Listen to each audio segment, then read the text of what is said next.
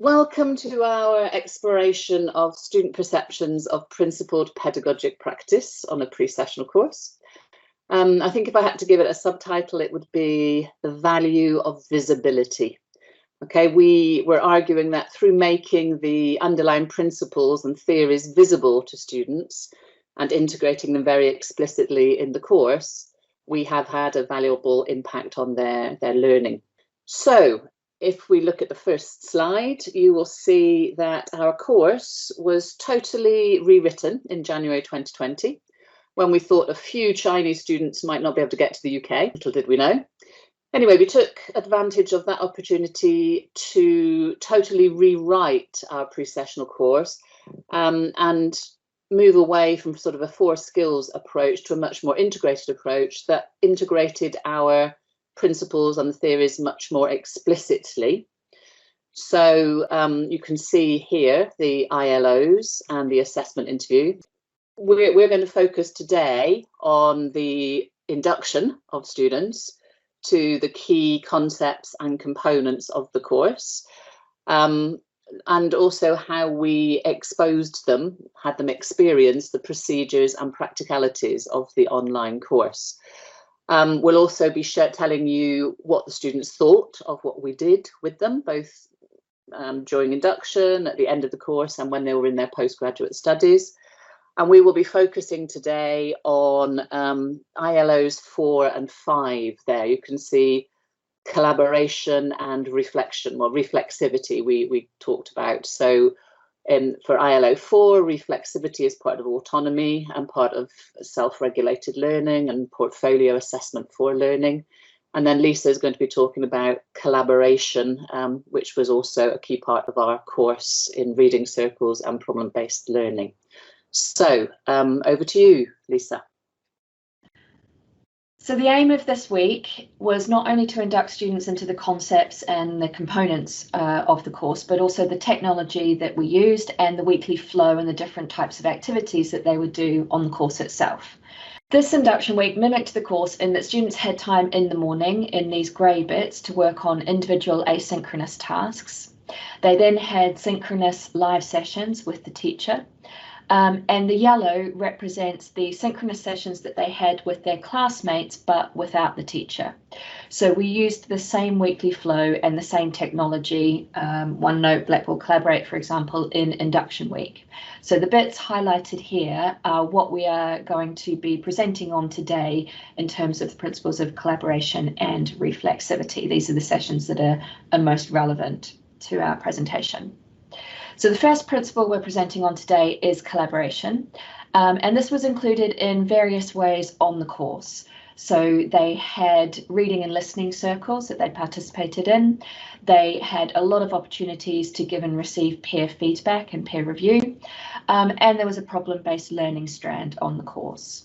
So we mimicked this in induction week by giving them some asynchronous tasks to work through on the first Monday in terms of what the course was, and then to induct them into the activity or the concept of reading and listening circles, we then the next day asked them to work together collaboratively but without a teacher to ask and answer questions about the course using the documents that they'd looked at on the Monday before. To mimic the peer review, what we asked them to do is participate in another synchronous live session, but without the teacher or without us, to answer another group's unanswered questions. So to get them used to this idea of autonomous collaboration and peer review as well. We also gave them some direct input into collaboration and social constructivism in the green sessions with us in their afternoon. And then to introduce them to the problem-based learning strand and to induct them into the different types of activities they would be doing, we gave them a looped input on the Thursday where they worked together asynchronously to collect information and to answer a mini problem, which was what is problem-based learning and how are you going to do that as a team online. We also, in induction week, asked them to reflect on what they thought might be most or more challenging about building a learning community in the virtual world. And this is what they said. So they picked out things like communication, time, and language as being challenges. We also asked them in Induction Week to rate their experience of peer learning so far in the course, and this is what it looked like to them. And then at the end, in the progression ceremony, we asked them to rag themselves again on their experience of peer learning. So this is what they thought in the Induction Week, and you can see that by the end of the course, at the progression ceremony, a lot more had moved from amber to green in terms of seeing the value of collaboration and peer work.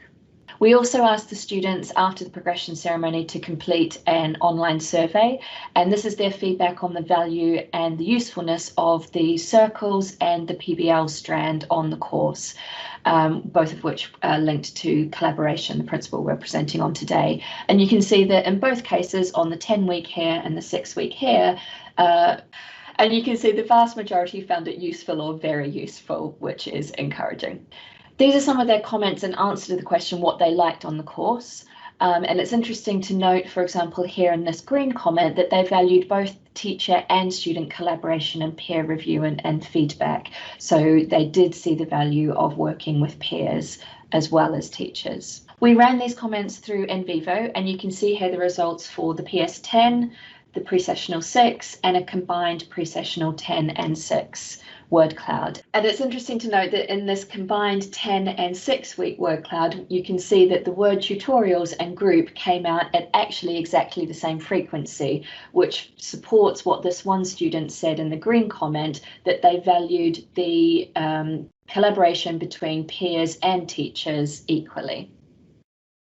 So not everything was positive. We ran focus groups later once the students had started their degree programs, and you can see that for some students, the yellow comment shows that some of the predicted challenges in collaborating online did exist for some students.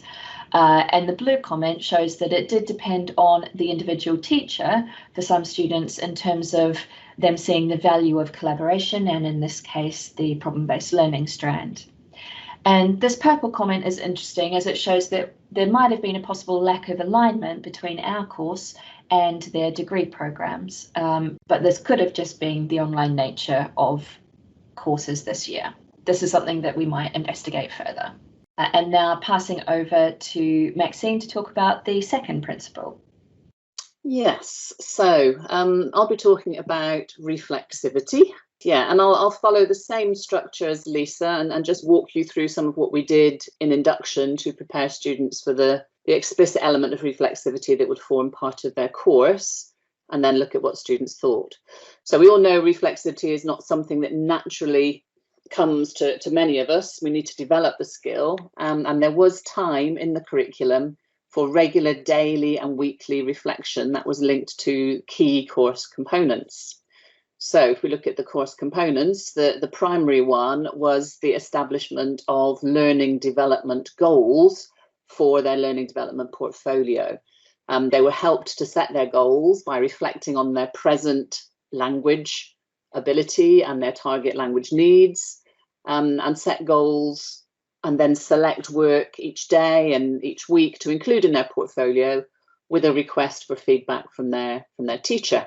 And then a next component would be the RAG ratings alongside this feedback. So every week, the students would give themselves a red, amber or green rating on how they were doing in progressing towards their learning development goals on the portfolio strand of the course.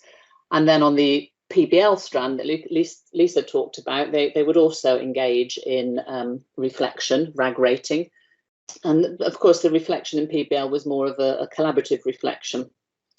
And then the final component of the course with a sort of meta-reflexive element, if you like, was their claim of development, which was a recorded presentation at the end of the course, which was graded, and they had to draw on the evidence from their learning development portfolio and their responses to feedback in that in order to support the claim of having developed towards the goal that they'd set.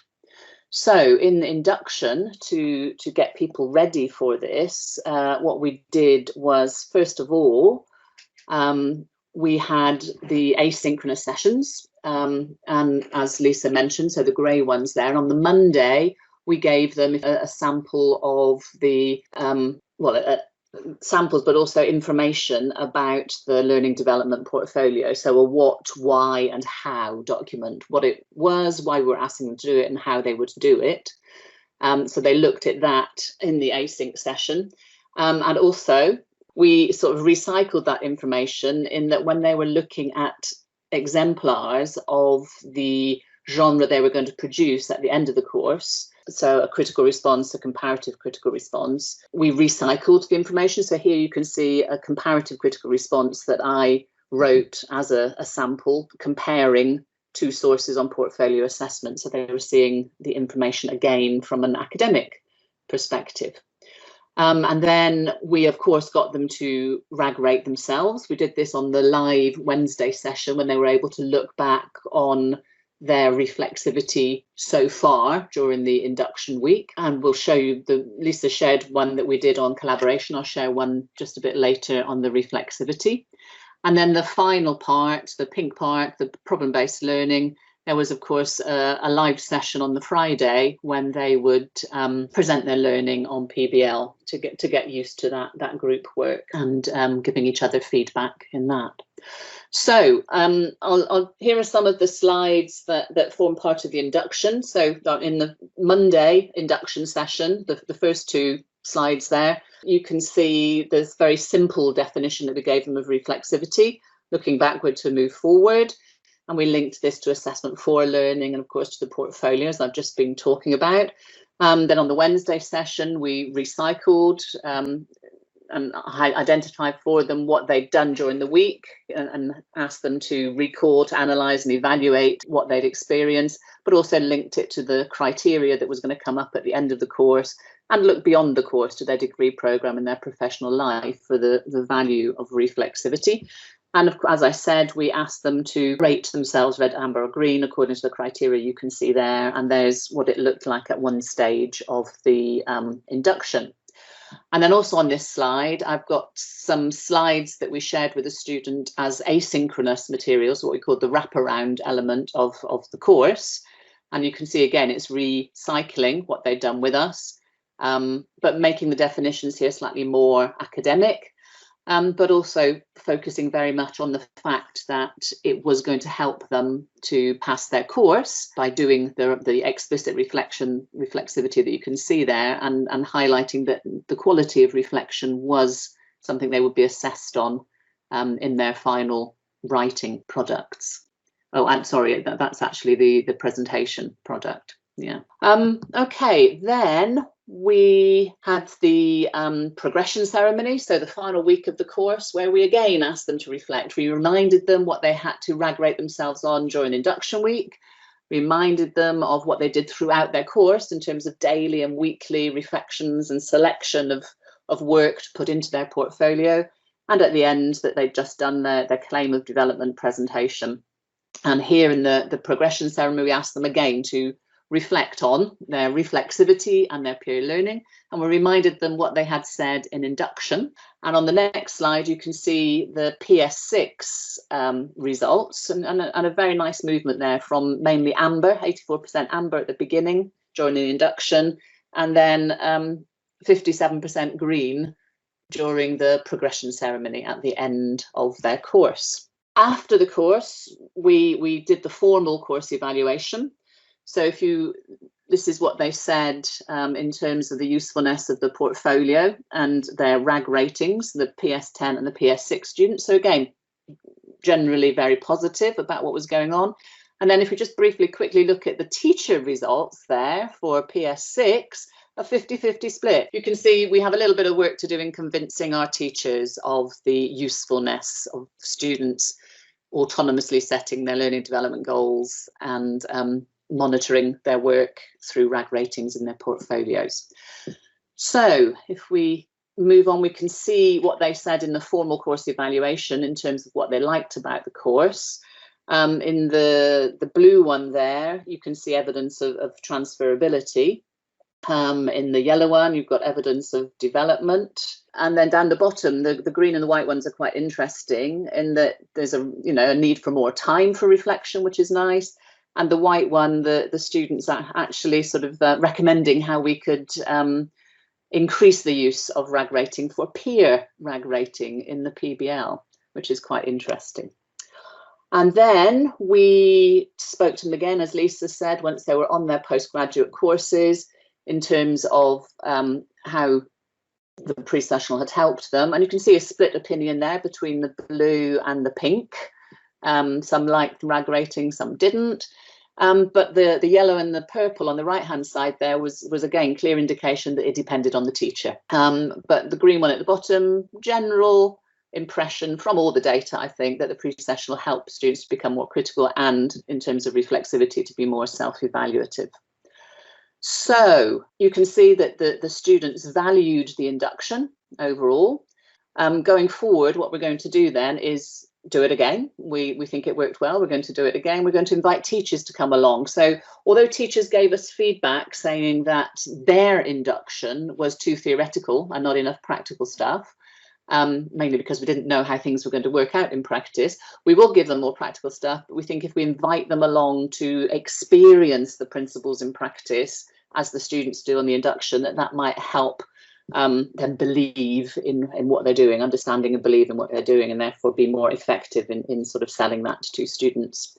And we are going to work more with teachers on their feedback literacy, because obviously in a portfolio-based course, where it's all about reflecting on application of learning and reflecting on response to feedback, the feedback is key. So the question for you then is, have we convinced you that it is important to make any underlying principles or underlying theories very explicitly visible in your practice, and perhaps making them, helping students experience and understand them in an induction, as we did here? Interesting, back in the preparation for our 2017 BALEAP conference in Bristol, Susie Cowley-Haselden ran a poll on the BALEAP JISC mail asking teachers whether students were aware of the theories underlying their courses, and 67% of teachers felt that students weren't. Only 53% of the teachers supported making theories visible in practice, and 46% said that students should not be told about the underlying theory. So this is what you said at the beginning, although of course for this online recorded one you haven't said it already, but I want you to compare what you thought at the beginning to what you think now. And we are going to ask you now in the live session, have we convinced you? Should the underlying principles of a course be made explicit? It'll be interesting to compare them with Susie's 2017 results. Okay, so the final slides then are for you to read at your leisure about one particular student from MSc Psychology Education who spoke during our progression ceremony very, very eloquently and really showed her understanding of the principles that we'd been focusing on throughout the course, and yeah, it was wonderful to see how well she understood the principles that underlined her course. So I'll leave you to read that at your leisure. And the final slide, I think, has got some references for follow-up reading as well. No time for questions, of course, in this recorded slide. Thank you.